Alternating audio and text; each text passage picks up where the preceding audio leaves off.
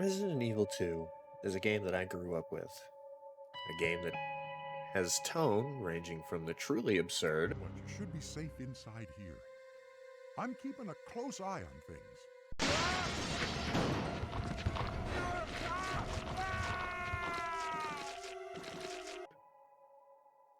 to something that is both terrifying and deeply tragic. Every G-Virus bioweapon, including William, has the ability to implant embryos into other life forms. That's why he's after Sherry. It's head and shoulders above its predecessor, Resident Evil 1, What? What is this? and honestly, something that to this day still holds up. The original game set up for the sequel of a lifetime. At a time when, as a kid, I wasn't used to games like this, Resident Evil 2 was something I didn't know I wanted, much less being something that I feel like I needed. Back then, I was mostly playing Nintendo games. I didn't have a bunch of diversity in consoles. I was used to games where you gotta go fast and rescue the princess, explore a world, and fight a giant pigman. Wasn't really used to games that have hard-hitting stories about loss and identity, about global potential nuclear combat, the burdens of being a soldier in a world that no longer really needs you. Games about a global pharmaceutical company with aspirations of human evolution. This was a whole new world for me. I was captivated. It hit something I didn't know needed to be struck.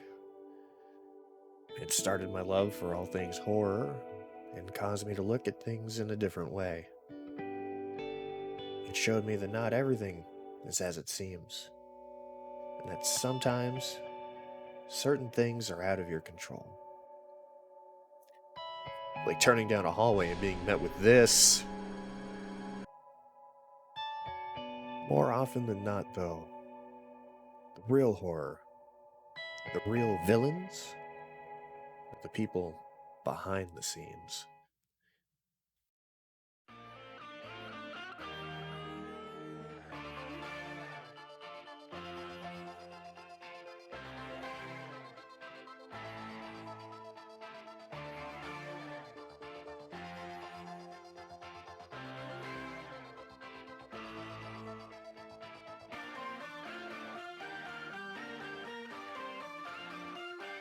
Resident Evil 2. Resident Evil 2 began development almost immediately after Resident Evil 1 was a certified hit. The director from the last game, Shinji Mikami, decided to move on to a producer role this time around, and in his place, as director, was Hideki Kamiya.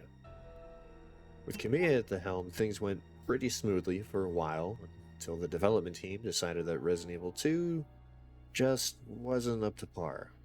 They wanted to surpass Resident Evil 1, Yeah? not just meet it in terms of overall feel and story. I'm not going to get too much into this, as this video is mostly about Resident Evil 2, but the game they were working on was reported to be about 80% complete, and was lost to time. Until, of course, the fan base found prototypes of that game, dubbed it Resident Evil 1.5. You can find it online, and from what I understand, there are a few groups out there working on it to get it up and running. While we might not ever see what the original version was, we can get a pretty close approximation of it, and that's pretty cool. Resident Evil 2 was ported to just about everything under the sun for its time. PlayStation 1, Dreamcast, PC, GameCube, and strangely enough, the Nintendo 64. That one is of particular note, as it has some unique play options that you can't really find anywhere else. It even talks about a GBA version. Of course, in 2019, Resident Evil 2 got a long-awaited remake. That game is so vastly different that it's gonna need its own video. Oh, yeah, and there was a Gamecom version, if you wanted to count that. I mean, I don't, but it's a thing. Gameplay is largely the same from Resident Evil 1. You have 2 characters to choose from, each having their own discs, if you're playing the PlayStation 1 version anyway. The tank controls and static cameras are back, as well as the atmosphere. One thing that's super cool is the zapping system. So, check this out. In certain parts of the game, you can influence how one character's actions affect the other. For instance, in this area, you can grab the side pack or the submachine gun. While doing this, the game asks if you want to leave something for the other character. Now, you could take both if you're greedy and just go with the extra item space and a decent weapon and leave whoever else with nothing.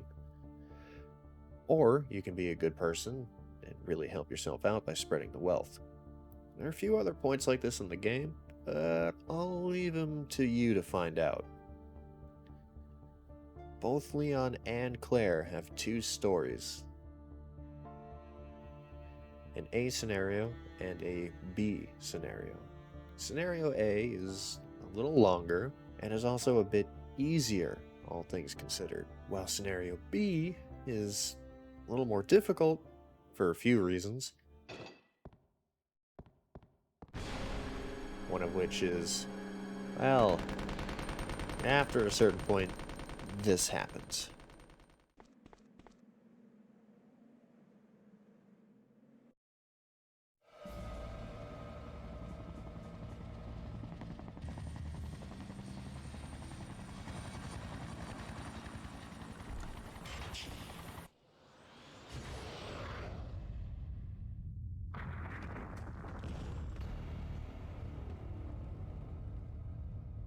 After being dropped from a helicopter like a bomb with legs, this being finds you and lays down the law. This is a T-103 Tyrant variant, referred to as Mr. X. X gon' give it to you. Wait for you to get it on your own. X gon' deliver to you. Knock, knock, open up the door, it's real. With the non-stop pop out and stainless steel. He shows up in a few spots and can really dole out the pain. It's a relentless force every time. But it can be brought down, and if you do that, it'll drop some ammo for you. Usually enough for it to be worthwhile. This is where things get pretty interesting, and where the game really starts to shine. Essentially, this game has 4 stories: Leon A and B, and Claire A and B. When you beat an A scenario, you unlock the other character's B scenario. So, for example, let's say you play the entirety of Leon A. You get through all the horrors the game throws at you, and you see how the rookie handles himself and survives. At the end, you'll be asked if you want to save, and when you do, it will save Claire B. So, you swap discs, power through all of her story, and get that awesome end credits theme.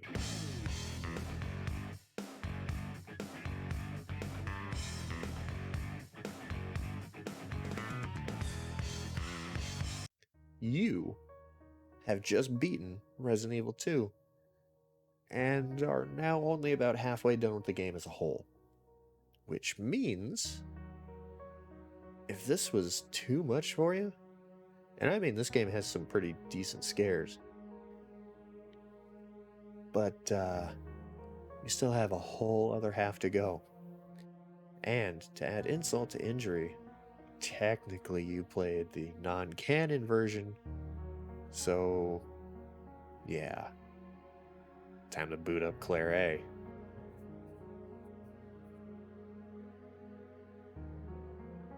That's not to say, however, that some things are considered canon in Leon A. It's not really where the true horror of the title lies. You see some pretty messed up things and deal with a lost love. Leon, it's over. Just let me go. Shut up. You're gonna make it. It's too late, Leon. We both know it. No. I promised you that we would escape. You just have to help me out here. Goodbye. Ada!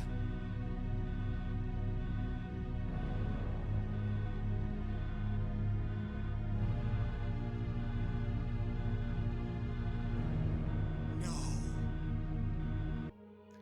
But honestly, this is kind of the lighter half of the game, in my opinion. No, my friend. If you want the real story, the one that'll make you stop and think, you need to play Claire A, Leon B.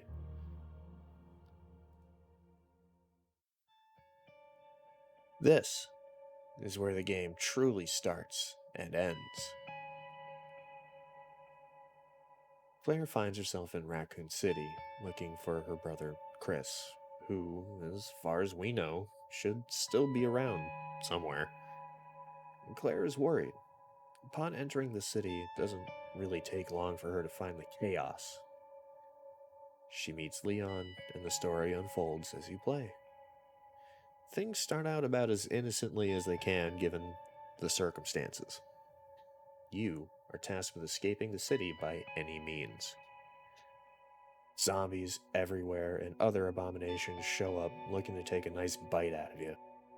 After reading a diary that Chris kept at his desk, you learn that he's in Europe. He didn't tell Claire, in an effort to keep her safe. Eventually, you pass this downed helicopter in this hallway. The scream is odd. No other location has given you a prompt like that before. I mean, yeah, you find a little girl running around the precinct, and you make it your mission to find her. But this is different. It seems weirdly out of place for a horror game, for whatever reason. More sinister than the campy horror so far. You can't quite get to that location just yet, so you continue solving the puzzles and reading about the lost souls who died in these hallways and rooms not that long ago. After you make a bomb with some random C4 that the precinct has, as well as find a detonator, you can finally go back to that hallway and blow out the wall. And what you find inside is a very ornate office. There's no sound, no music, just the footsteps of Claire as you move forward and change screens. You find a body, white dress, with some blood near the ribs and stomach. You move to investigate, and when you do, this is Chief Irons. Oh, I'm terribly sorry. I thought you were another one of those zombies. Are you Chief Irons? Yes, that's me. And just who are you? No, don't bother telling me. It makes no difference. You'll end up just like all the others. That's the mayor's daughter. I was told to look after her, but I failed miserably. Just look at her. She was a true beauty. Her skin nothing short of perfection. But it will soon putrefy, and she will turn into a zombie within the hour like all the others. There must be some way to stop it. In a manner of speaking, there is. Either by putting a bullet through her brain, or by decapitating her completely.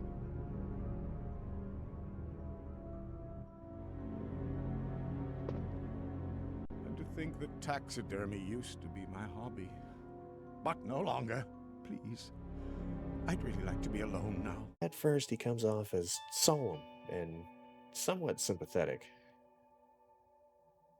He laments about the loss of the precinct as well as the mayor's daughter, who he was supposed to protect. You can't talk with him for very long, and he'll eventually ask you to leave. Not too much further into this area, you find the little girl in the back room. You learn her name is Sherry. She tells you about how she ended up at the police station and warns about some kind of monster. You end up losing her again, and in an effort to go back and catch up to her, you wind up back in the chief's office. It's in these moments that Resident Evil 2 really hits you with its dark story and characters. Irons left his diary on the chair. You read it.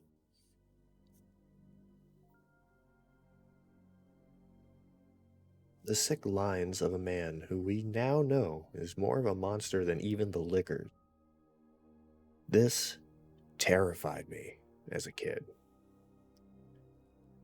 All my life up to this point, I was fed the lines that the police were the good guys. They would protect you. Running off like that was reckless and stupid.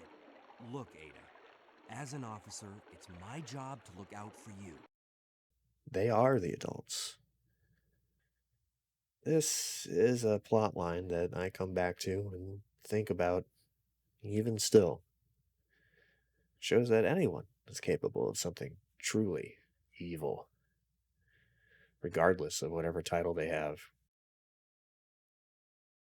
Killing the mayor's daughter and making a taxidermy statue of her, it's something that you think can really only exist in media like this, but there are accounts in the world that, while not 100%, more or less line up with this.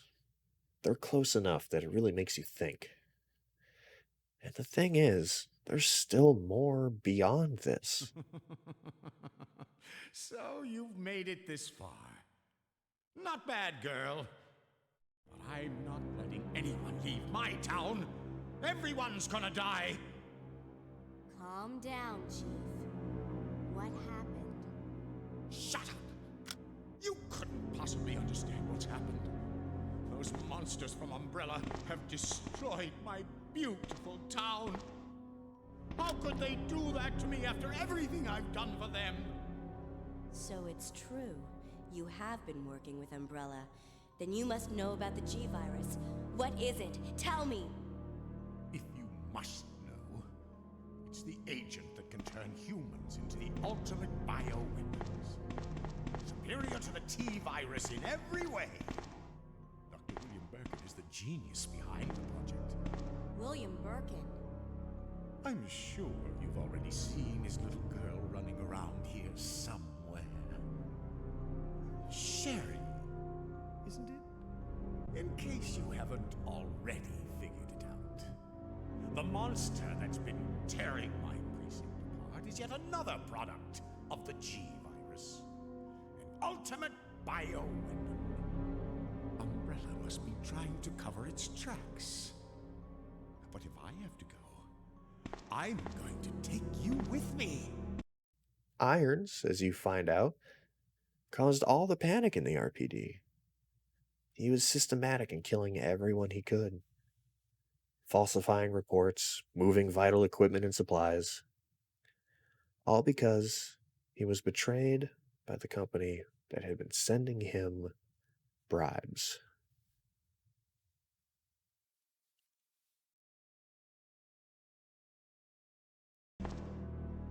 I just can't take the pain!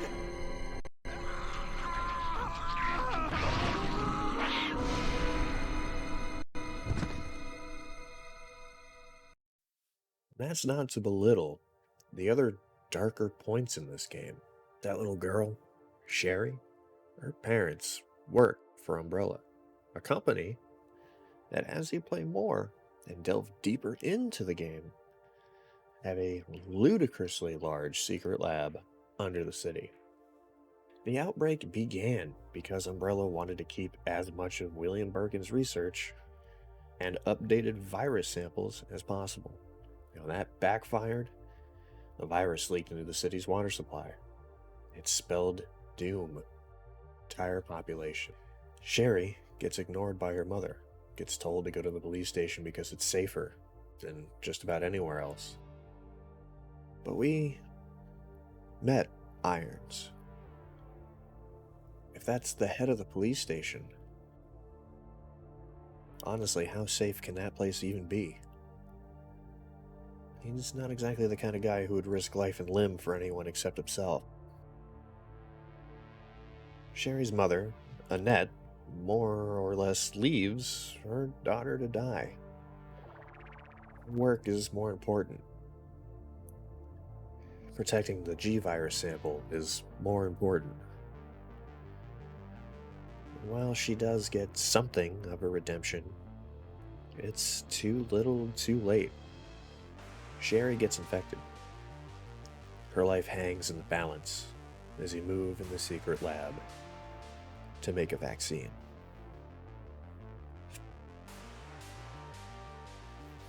During all of this, Leon is also making his way to the lab, alongside Ada. Leon has some parts in his story that are twisted, sure, but nowhere really near the same level as Claire. Honestly, the worst parts for him are dealing with Mr. X and kind of figuring out that his naivety is too much. Ada, as it turns out, is a spy. She was tasked with getting a virus sample. And along the way, whether it was by chance or if she was just playing Leon the whole time, she kind of falls for him.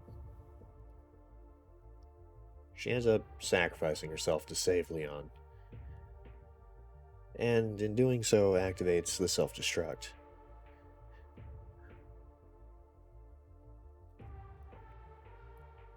Leon is then asked by Claire to find Sherry in an office and somehow get her to safety. She's busy making the vaccine. After the final showdown with Mr. X and being given a Deus Ex rocket, Ada, is that you? Ada!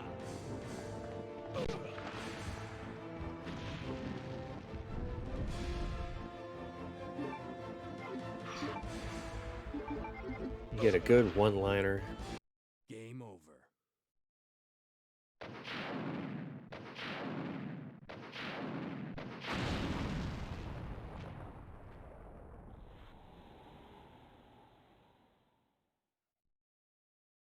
And the train platform gets moving.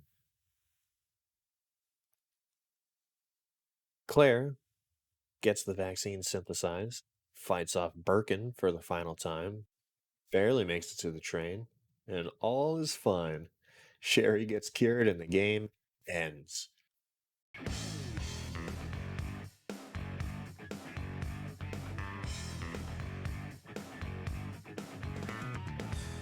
Just kidding, Birkin came back and he's more grotesque than ever before. Hope you have some good weapons left.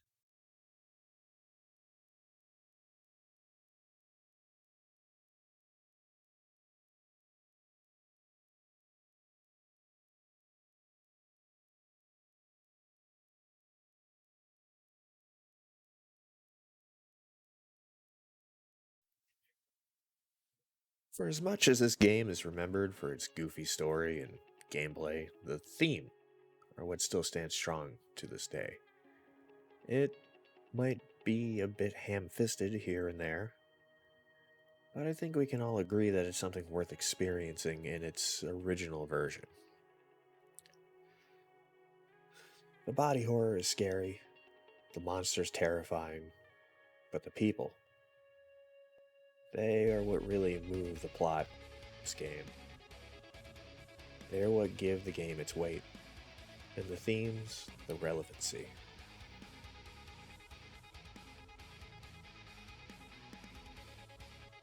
Whenever I see or hear people talk about this game, it's almost always about the campiness of it, or the gameplay, the fixed cameras, the tank controls. You almost never hear anybody talk about what the game is trying to say or what the theme really is. Resident Evil 2 is a masterclass in horror. It's something that should be played and experienced. The plot maybe a bit goofy and the characters over exaggerated and played up.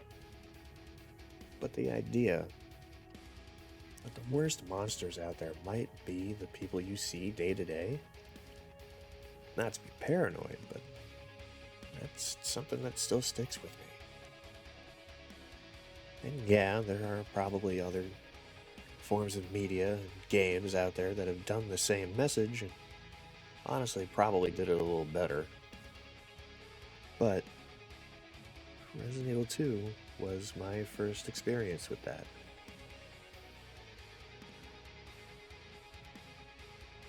This game is fun to play. It's a good thing to experience.